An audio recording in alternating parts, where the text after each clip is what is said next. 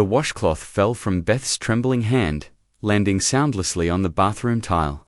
Through the fog of exhaustion that had become her constant companion, through the haze of 20 pills she'd swallowed that morning alone, she heard something that stopped her mid-motion. A voice on the small radio in the next room, calm and certain, speaking about intestinal pain. Her body had become a prison of agony, a shell that betrayed her with every breath. And yet, in that single moment, standing there with cleaning supplies scattered around her feet, she felt the air in the room shift. The voice continued, gentle but unmistakable, declaring healing for someone listening right then. Someone whose stomach twisted with the kind of pain that doctors had long since stopped promising to cure. Beth's hand moved instinctively to her abdomen, to the place where 17 years of suffering had carved itself into her very bones. And she whispered 2 words that would change everything. "I'll take that." The sensation came without warning, without fanfare, without the dramatic lightning bolt she might have expected from a miracle. It was more like a weight she hadn't known she was carrying suddenly lifting. Like shackles she'd worn for so long, she'd forgotten what freedom felt like, simply falling away. Her knees nearly buckled, not from weakness this time, but from the shock of feeling something other than pain. The shock of feeling nothing at all, where constant torment had lived. The radio continued to play in the background. Bill Johnson's voice speaking of God's love and healing power. But Beth was no longer hearing words, she was experiencing them. She stood there in the middle of her modest living room, cleaning rag forgotten, radio sermon becoming background music to the symphony of sensation flooding through her body, the absence of pain. The presence of something she could only describe as light. The feeling of being made whole in a moment that defied all medical explanation. Outside, life continued its ordinary course. Neighbors drove past. Children played in distant yards, clouds drifted across an unremarkable sky. But inside that house, in that humble room where a suffering woman had been going through the motions of daily chores, the impossible had just happened. Beth didn't shout, didn't collapse in ecstatic joy, didn't immediately call everyone she knew. She simply stood there, breathing deeply for the first time in what felt like forever. Her mind struggling to catch up with what her body already knew.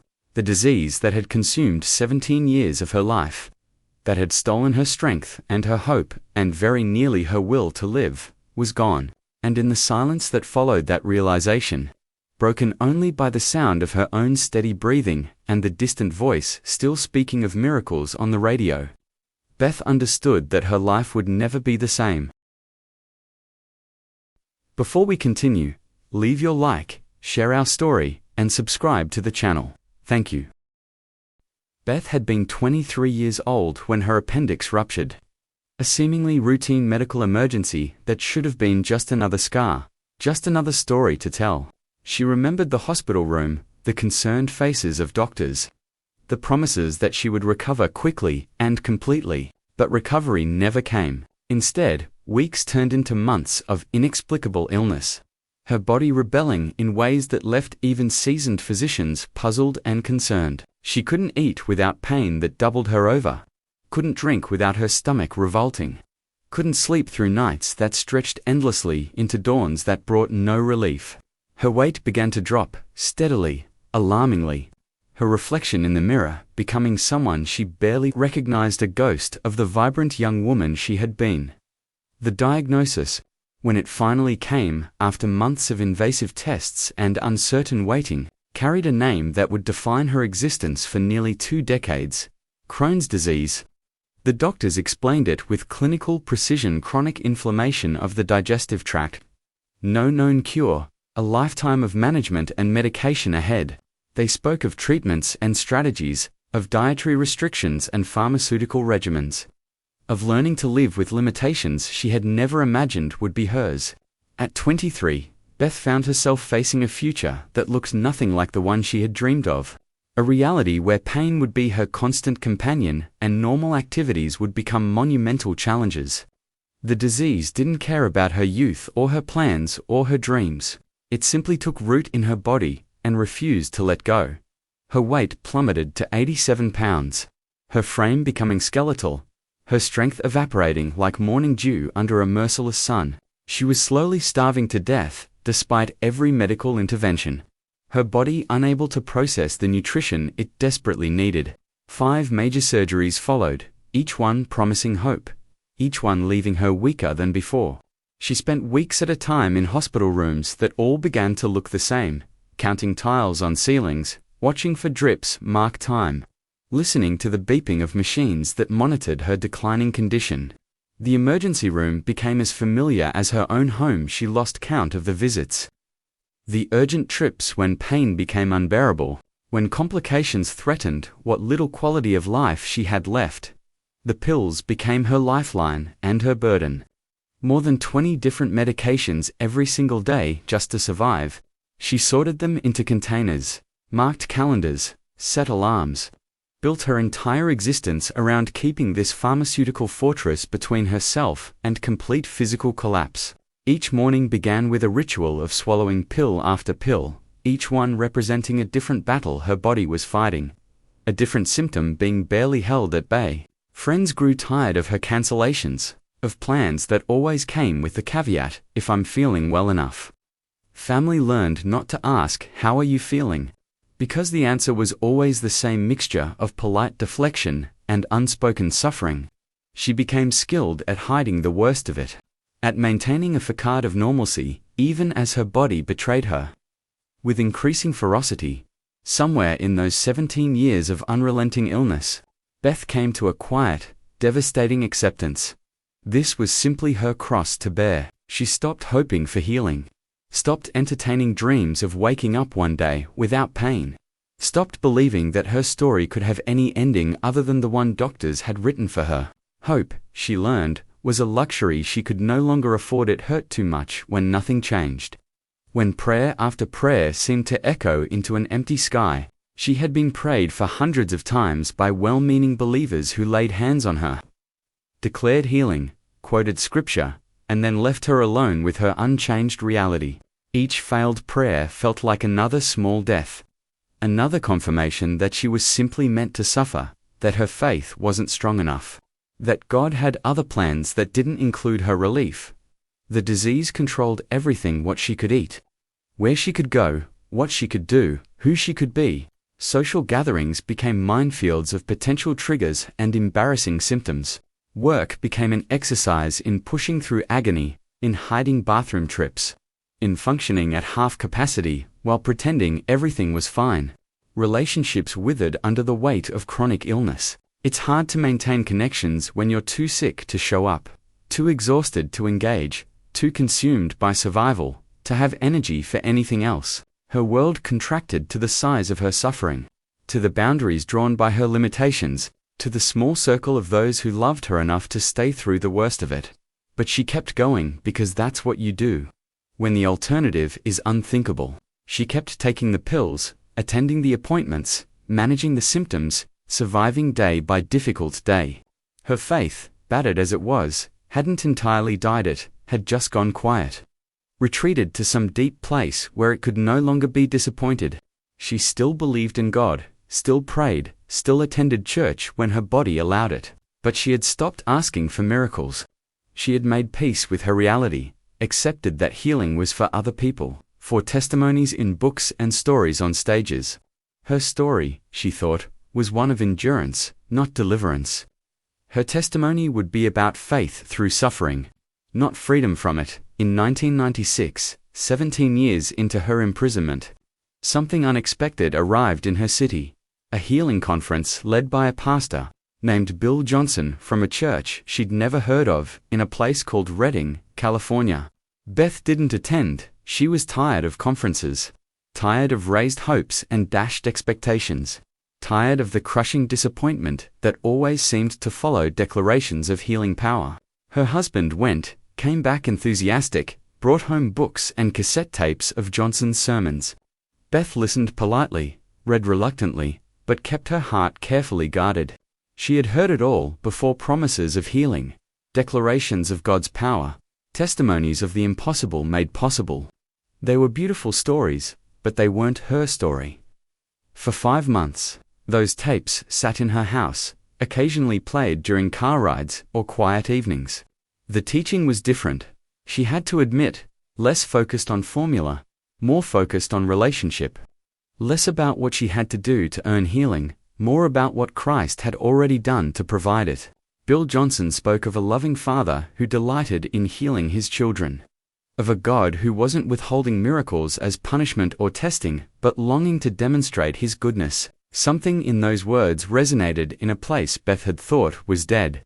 Touched something she had carefully locked away to protect it from more disappointment. But she still didn't hope, not really. Hope was dangerous. Hope hurt too much when it proved false. That ordinary afternoon, Beth was simply trying to keep her house clean, to accomplish the mundane tasks that healthy people take for granted, but that cost her enormous effort. She had learned to work slowly, to pace herself, to push through the constant background noise of pain that never fully left. The radio played in the background one of Bill Johnson's teaching tapes her husband had put on that morning. She wasn't really listening, not with full attention. It was just sound filling the silence of another difficult day. Her mind was on the list of chores still ahead, on the energy she wasn't sure she had, on the familiar weight of fatigue that pressed down on her shoulders like a physical burden. And then his voice cut through her. Distraction with startling clarity.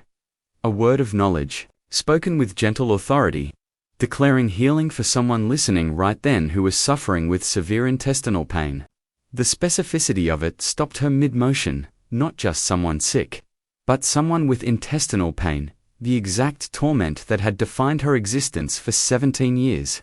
Beth's automatic response, born from years of desperate prayer and disappointed hope, was almost flippant. "I'll take that." She wasn't demanding, wasn't claiming, wasn't even really believing. She was just acknowledging, just accepting with a kind of weary "why not?" that had no expectation attached to it. But in the instant those words left her lips, everything changed. The sensation was immediate, undeniable, unmistakable. Something lifted off of her. Something heavy and dark and deeply embedded simply released its grip and was gone.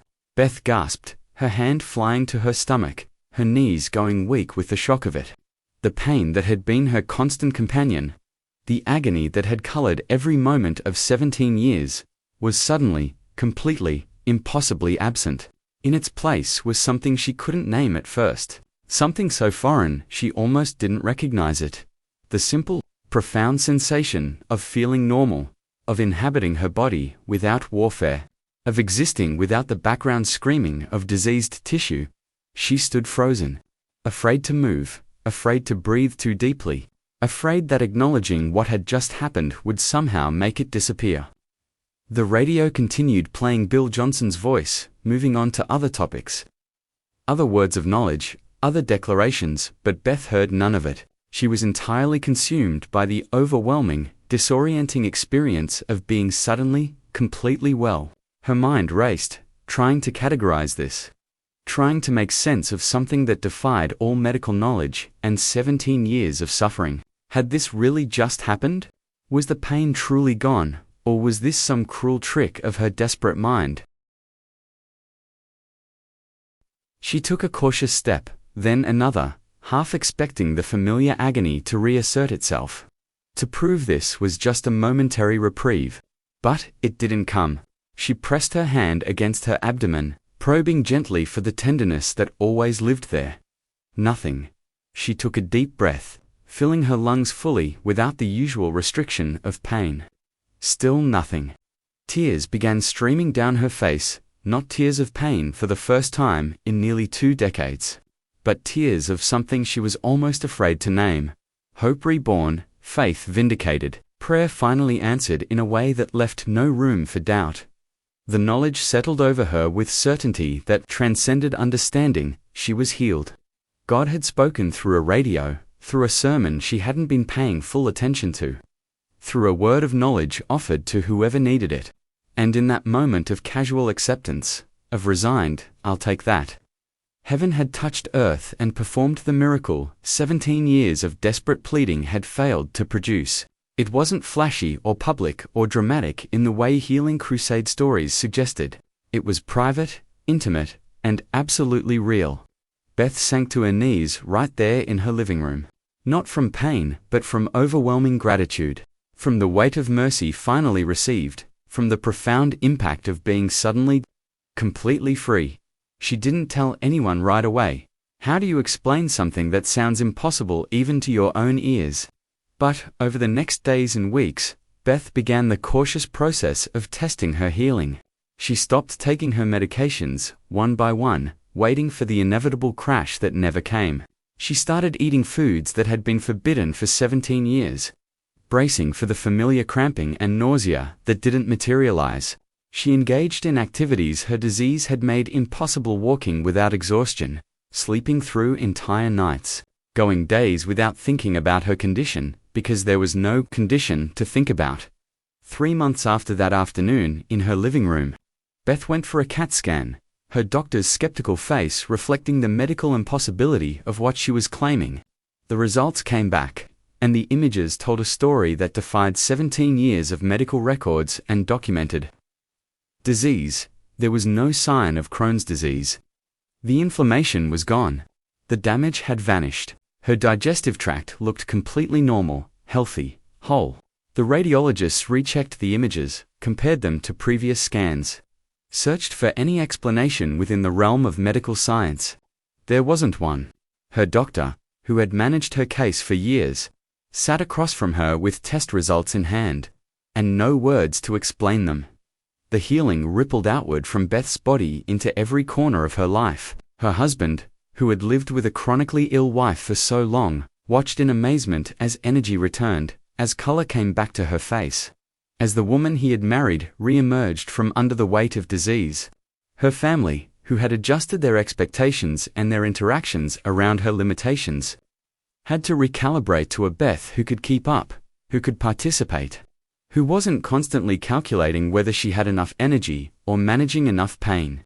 Friends who had drifted away, worn down by cancelled plans and absent responses, began receiving phone calls about a miracle that sounded too good to be true but clearly was true nonetheless. Her church, which had prayed for her faithfully for years, heard her testimony with tears and shouts of joy.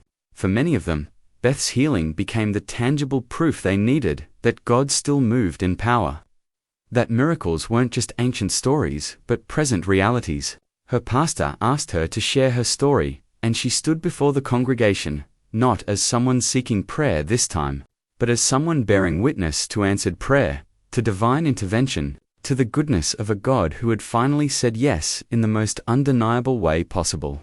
Some who heard her testimony that day began to believe for their own miracles, to hope for their own breakthrough, to press in with renewed faith. But the healing didn't just change Beth physically.